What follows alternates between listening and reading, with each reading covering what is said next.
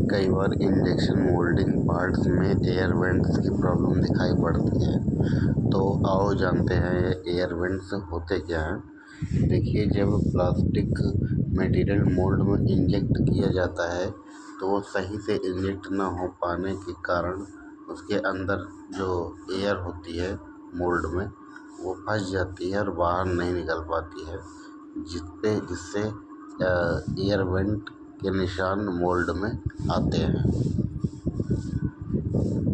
फिर से समझाता हूँ, ठीक है। जब पिघला हुआ प्लास्टिक मोल्ड के अंदर जाता है तब वो अपने आगे की हवा को धकेलता है। अगर उस हवा को मोल्ड से बाहर जाने का रास्ता नहीं मिलता है तब वो किसी कोने में या आखिरी हिस्से में दब कर रह जाती है।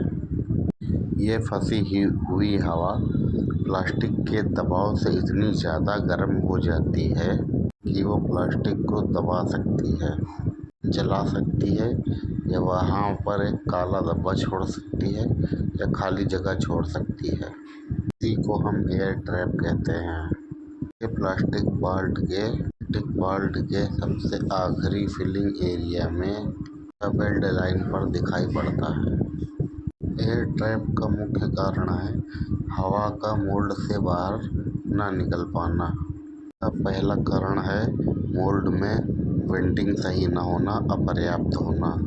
क्योंकि मोल्ड में पतली हवा निकालने वाली बहुत सारी पतली नलियाँ होती हैं, तो अगर वो कम हैं या छोटे हो गए हैं या ब्लॉक हो गए हैं तो एयर बाहर नहीं निकल पाएगी। तो ये तो थी अपर्याप्त बेल्ट लाइन के बारे में। दूसरी वजह है गेट की लोकेशन सही न होना। क्योंकि अगर गेट सही जगह पर नहीं है और ऐसी जगह पर है कि जहाँ से हवा बाहर निकल ही नहीं पाएगी तो एयर वेंट तो आएगी ही, एयर ट्रैप हो जाएगी। ऐसी स्थिति में गेट को बदलना चाहिए और ऐसी जगह पर लगाना चाहिए जहाँ से प्लास्टिक मेटल आसानी से बाहर निकल सके और प्लास्टिक समान रूप से पूरे मोल्ड में फैल सके। तीसरा कारण यह है कि मोल्ड की कैविटी का डिजाइन का सही नहीं होना। क्योंकि अगर मोल्ड में कुछ ऐसे गहरे संकरे कोने हैं जहाँ से हवा भी नहीं पास हो पाती है, फंस जाती है, तो एयर वेंट की प्रॉब्लम आ सकती है। वैसे तो इंजेक्टर पिन भी वेंट का काम करती है, लेकिन मोल्ड की डिजाइन में ध्यान देना चाहिए कि उसमें शार्प कोने ना हो कि हवा फंस जाए। ये 3 कारण मोल्ड के थे। अब प्रोसेस में देखते हैं क्या कारण हो सकते हैं एयर वेंट के। अगर इंजेक्शन स्पीड बहुत ज़्यादा होगी तो प्लास्टिक मटेरियल मोल्ड में बहुत तेज़ी से घुसेगा और इतना वक्त नहीं मिलेगा हवा को बाहर निकलने का, तो वो फंस जाएगी और एयर ट्रैप की समस्या आ जाएगी। ऐसी स्थिति में आपको करना क्या है, इंजेक्शन स्पीड को मल्टी प्रोफाइल में चलाना है ताकि धीरे धीरे मटेरियल फिल हो और एयर को पास होने का टाइम मिल जाए। अगला कारण है मेल्ट का टेम्परेचर का बहुत ज़्यादा होना या फिर बहुत कम होना।